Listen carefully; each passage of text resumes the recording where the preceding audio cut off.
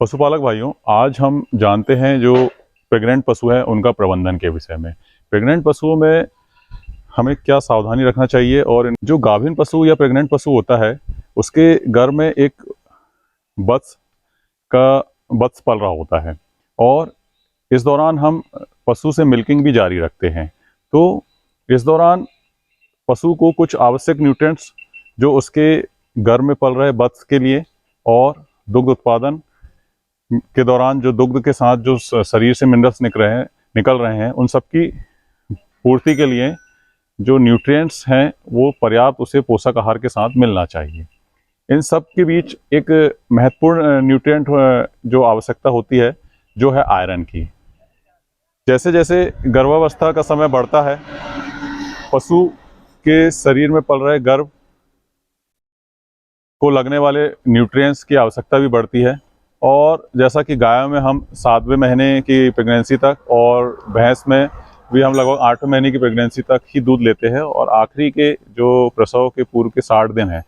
उन्हें हम ऐसे ड्राई पीरियड दूध लेना छोड़ देते हैं। अगर पशु को आयरन का सप्लीमेंट अलग से नहीं दिया गया तो प्रसव के समय तक गाय या भैंस जो हमारे दुधारू पशु उनमें खून की कमी अर्थात अनीमिया होने लगता है। पशु के शरीर में खून कम होने से प्रसव के समय आने वाली समस्याएं जैसे पशु का कमज़ोर होना, प्रसव के दौरान कमज़ोर होने से बच्चे के फंसने की समस्या, ब्लड कम होने से इम्यूनिटी भी कम होती है तो अन्य बीमारियां वायरल इन्फेक्शन, बैक्टीरियल इन्फेक्शन या फिर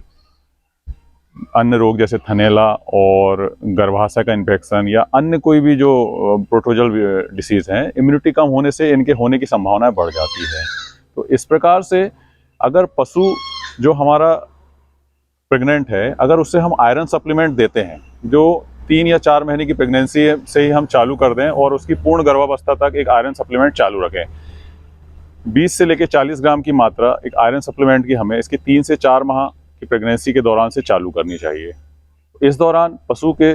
शरीर में खून की पर्याप्त मात्रा रहेगी तो इससे न केवल दुग्ध उत्पादन भी इसका मेंटेन रहेगा, साथ ही अच्छा ब्लड होने से गर्भ में पल रहे बत्स का भी अच्छा डेवलपमेंट होगा, स्वस्थ होगा और प्रसव के बाद जो दुग्ध उत्पादन है वह भी पिछली ब्यात की तुलना में अच्छा होगा। कहीं ना कहीं दुग्ध उत्पादन या पशु के उत्पादन का संबंध उसके ब्लड स्टेटस से भी होता है। यदि ब्लड पर्याप्त मात्रा में है और उसका हीमोग्लोबिन लेवल अच्छा है तो निश्चित ही इम्यूनिटी अच्छी होगी और उससे होने वाला प्रोडक्शन भी अच्छा होगा। इसलिए पशुपालक भाइयों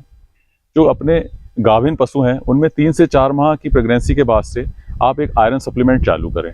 इस दौरान हम लगभग 7 महीने एवं भैंसों में 8 महीने तक भी दूध लेते हैं तो अगर ब्लड अच्छा रहेगा तो गर्भावस्था के दौरान भी हम दुग्ध उत्पादन अच्छा लेंगे और साथ ही प्रसव के बाद जो जिन समस्याओं से हम जूझते हैं जिनमें एक बड़ा आर्थिक हानि हमें होती है तो इससे भी हम बचेंगे। हमें प्रबंधन पर ध्यान देना होगा और इस प्रबंधन के आर्थिक बिंदु पर भी हमें देखना होगा क्या इस प्रबंधन से हमें आर्थिक रूप से भविष्य में या दूर दृष्टिकोण से कुछ अच्छा फायदा होने वाला है। अगर हम इसको आर्थिक रूप में देखें तो हम अगर लगभग 6 माह के लिए आयरन सप्लीमेंट देते हैं तो हमें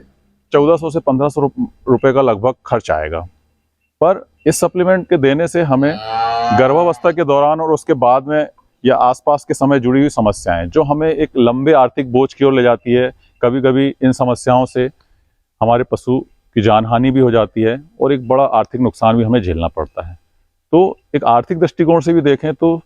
शुरू में ही अगर हम प्रबंधन सुधारते हैं या अच्छा प्रबंधन का तरीका कोई अपनाते हैं और जिससे भविष्य में हमको कुछ अच्छे परिणाम प्राप्त होंगे तो यह हमें अपनाना चाहिए। तो आज हमने जाना कि आयरन सप्लीमेंट जो हमारे प्रेग्नेंट पशु हैं उनको देना कितना आवश्यक है। जो पशु प्रेग्नेंट है उनको गर्भावस्था के दौरान आयरन सप्लीमेंट देने से इनमें अनीमिया नहीं होता है या खून की कमी नहीं होती है, पशु स्वस्थ रहता है और अगली ब्यात में दुग्ध उत्पादन अच्छा रहता है, घर में पल रहे बत्स का अच्छी से वृद्धि होती है तो स्वस्थ बत्स होता है और बत्स अगर स्वस्थ है तो उसका भरपूर विकास भी होता है। इस प्रकार से यह पूरी प्रक्रिया हमारे भविष्य में एक अच्छे आर्थिक लाभ और स्वस्थ पशु बनाए रखने के लिए आवश्यक है। धन्यवाद।